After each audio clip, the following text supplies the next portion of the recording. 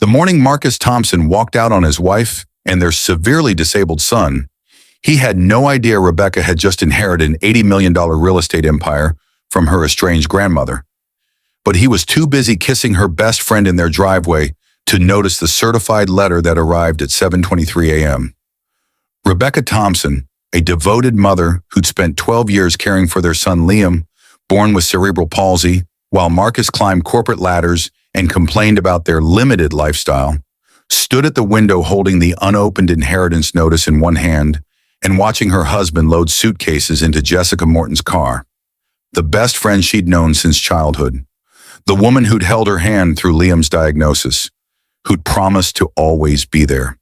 He divorced her that afternoon, citing her obsession with their disabled son and her inability to provide a normal life, signing away his parental rights without hesitation, all to marry Jessica, the woman who'd been whispering poison in his ear for months, convincing him he deserved better than a wife tied to a wheelchair-bound child.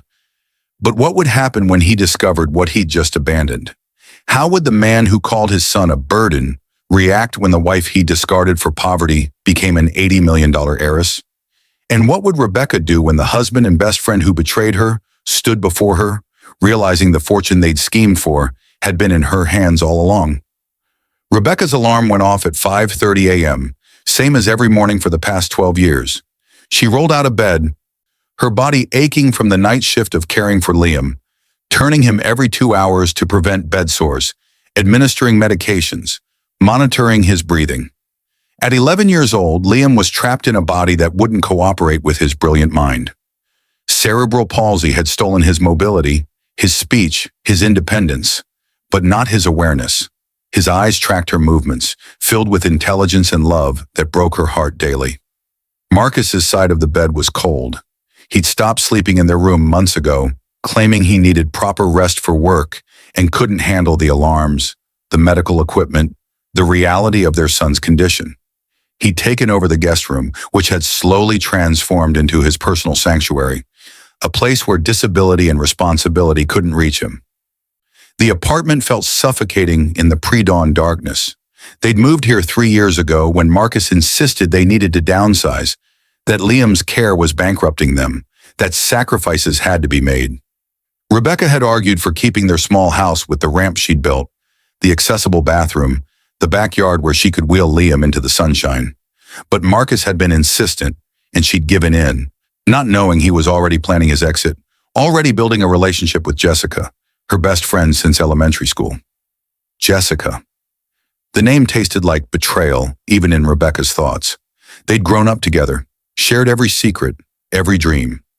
Jessica had been her maid of honor, had visited the hospital when Liam was born, had cried with her when the diagnosis came.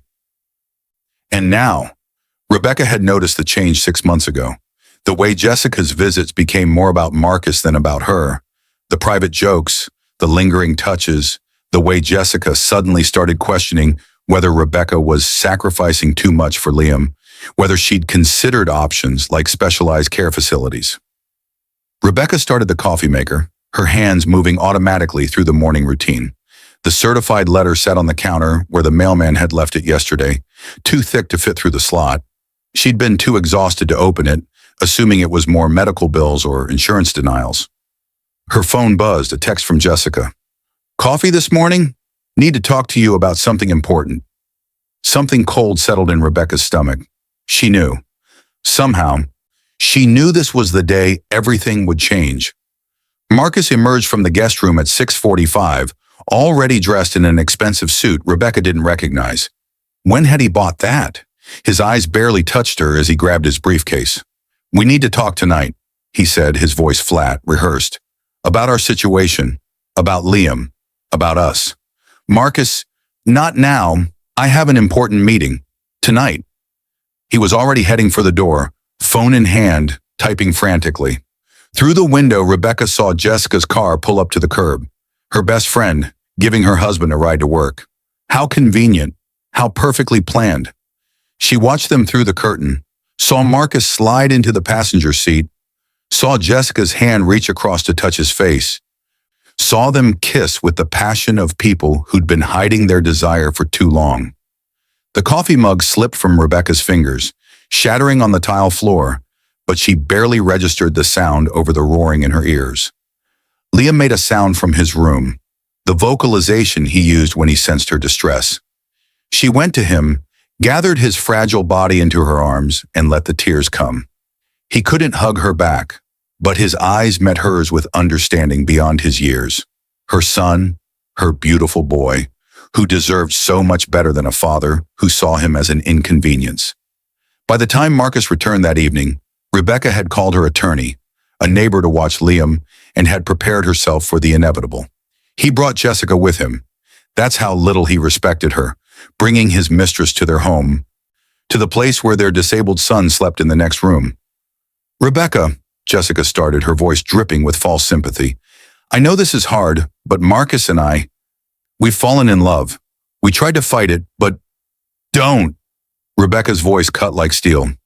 "Don't you dare pretend this is some tragic romance. You've been my best friend since we were 7 years old. You know everything about me, about Liam, about our struggles, and you chose to do this." Marcus stepped forward, his jaw set. "You've made Liam your entire world. There's no room for me, for us, for a normal life. I'm suffocating here, Rebecca. Jessica understands what I need." "What you need?" Rebecca's laugh was bitter. "What about what your son needs? What about the vows you made? The promises?" "I want a divorce," Marcus said, pulling papers from his briefcase with practiced efficiency. "My attorney has already filed. I'm signing away all parental rights to Liam. I can't be responsible for his care anymore. Financially, emotionally, any of it. Jessica and I are getting married as soon as this is finalized." The room spun. Rebecca gripped the counter, staring at the man she'd loved for 14 years, the man who'd held their son in the delivery room and cried at his perfection before the diagnosis came. "You're abandoning your disabled son, your own child." "I'm saving myself," Marcus said coldly. "I've given 12 years to this. I'm 42 years old, and I deserve a real life. Jessica's family has money. Her parents are offering me a partnership in their investment firm. We can travel, live well, have the life I was supposed to have before Liam." Jessica had the decency to look uncomfortable, but she didn't stop him, didn't defend Liam, didn't remember the little boy she'd claimed to love like a nephew. She just stood there, her hand possessively on Marcus's arm, her designer bag worth more than Rebecca's monthly expenses. "Sign the papers," Marcus demanded. "Don't make this ugly. You'll get the apartment. I don't want it anyway. I'll pay minimal child support as required by law, but that's it. Jessica and I are building something better." Rebecca's hands trembled as she looked at the divorce decree, at the parental rights termination, at the man who'd become a stranger. She thought about fighting, about making him face his responsibilities. But what good would it do? Liam deserved a father who wanted him, and Marcus had proven he wasn't that man. She signed her name with a hand that didn't feel like her own and watched her marriage end in the time it took ink to dry on paper. After they left, Marcus's final words about picking up his remaining things later ringing in her ears, Rebecca sat in the darkness of Liam's room, watching him sleep, his specialized bed and medical equipment, a testament to her fierce love and dedication. She was alone now, truly alone, facing a future of solo caregiving and financial uncertainty. The certified letter still sat unopened on the counter. She retrieved it with numb fingers, barely caring what bill or burden it contained. But as she read the words, her entire world shifted on its axis. "Dear Ms. Rebecca Thompson, née Harrison, it is our duty to inform you of the passing of Mrs. Eleanor Harrison, your paternal grandmother, on October 15th. As per her last will and testament, you are named as the sole beneficiary of her estate, valued at approximately $80 million, including commercial properties, residential holdings, and liquid assets. Your grandmother expressed specific wishes that this inheritance be used to secure your future and that of your children. Our firm has managed her properties for 3 decades and will continue to do so, ensuring stable income streams for you and your descendants. Please contact our office to begin the transfer proceedings." Rebecca read the letter 7 times, each word refusing to sink in. Eleanor Harrison, her grandmother, the woman her father had been estranged from for 30 years, who Rebecca had met only once at age 5, before some family argument had severed all ties. She died 3 weeks ago, and apparently, despite decades of silence, had left everything to Rebecca. $80 million, commercial properties generating income, financial security beyond imagination, and Marcus had divorced her 6 hours ago. Rebecca started laughing, a sound that bordered on hysteria, until Liam stirred and made a concerned noise. She went to him, kissed his forehead, and whispered, "Everything just changed, baby. Everything." The next morning, Rebecca called the law firm, verified the inheritance, and learned the full scope of her grandmother's empire. 12 commercial buildings in prime locations, 8 residential properties, stocks, bonds, and a trust fund that generated over $300,000 monthly in passive income. Eleanor Harrison had been a shrewd real estate investor, and she'd left it all to the granddaughter she'd barely known, with one provision, that Rebecca never let anyone exploit her or her children. Within a week, Rebecca had moved herself and Liam into a fully accessible luxury home.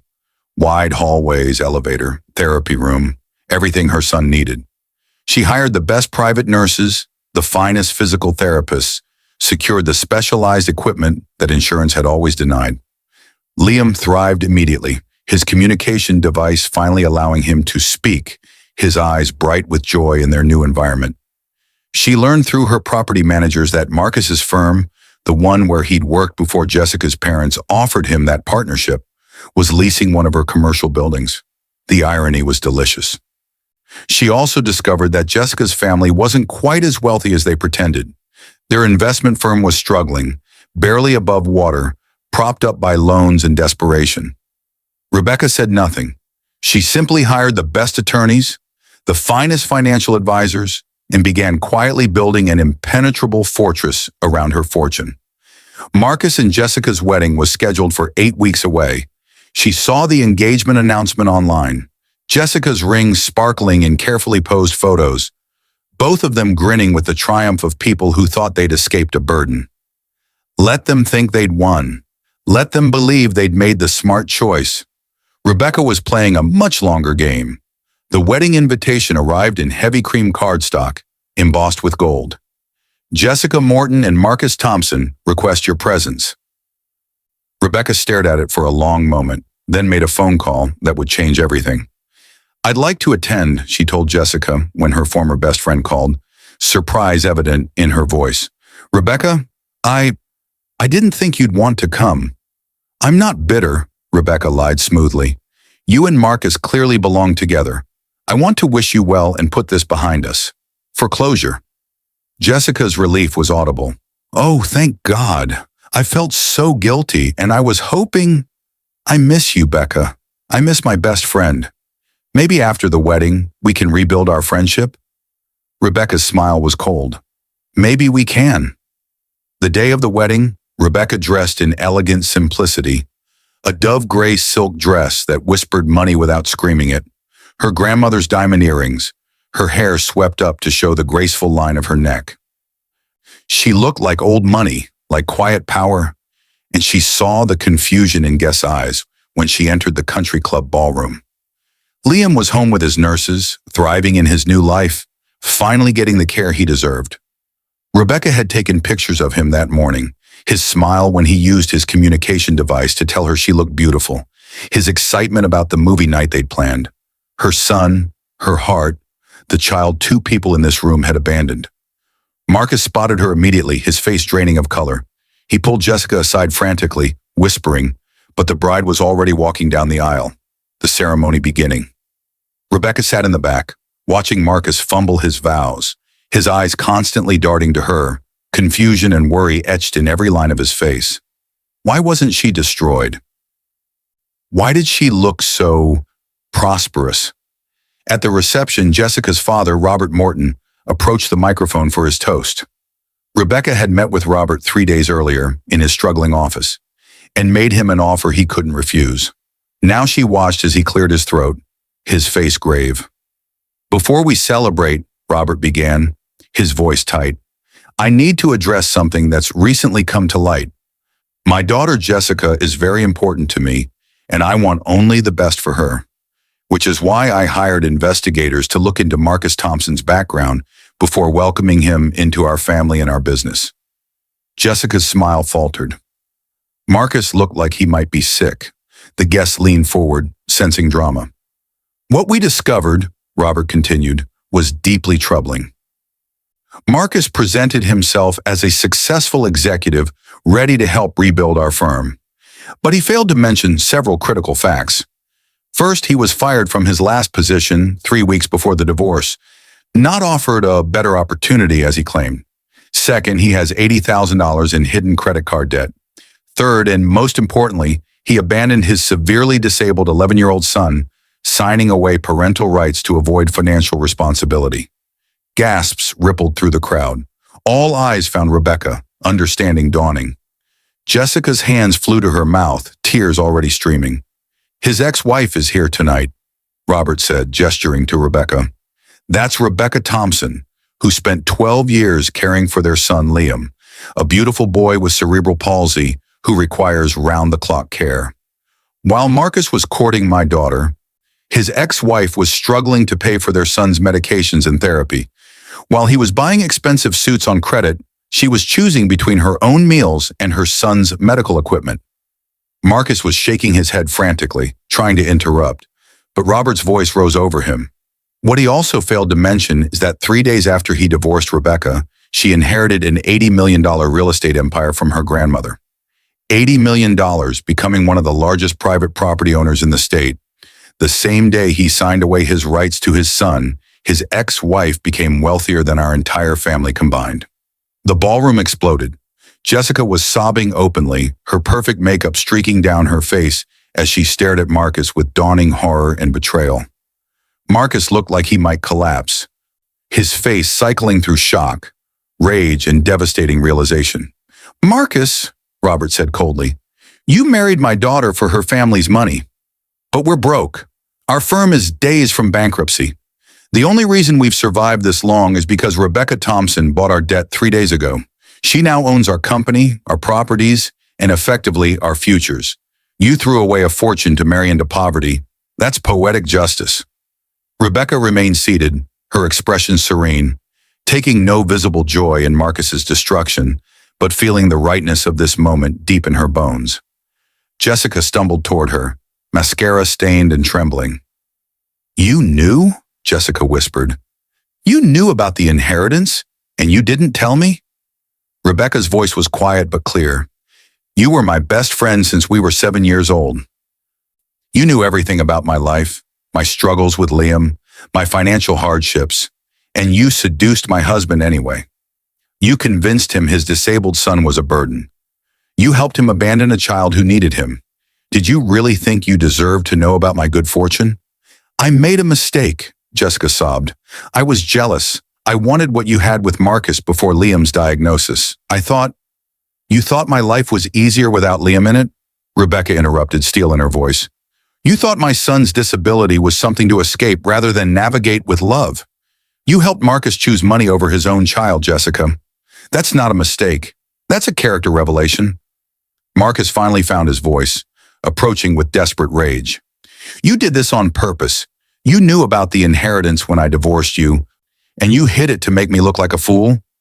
"I received the letter the morning you left," Rebecca said calmly.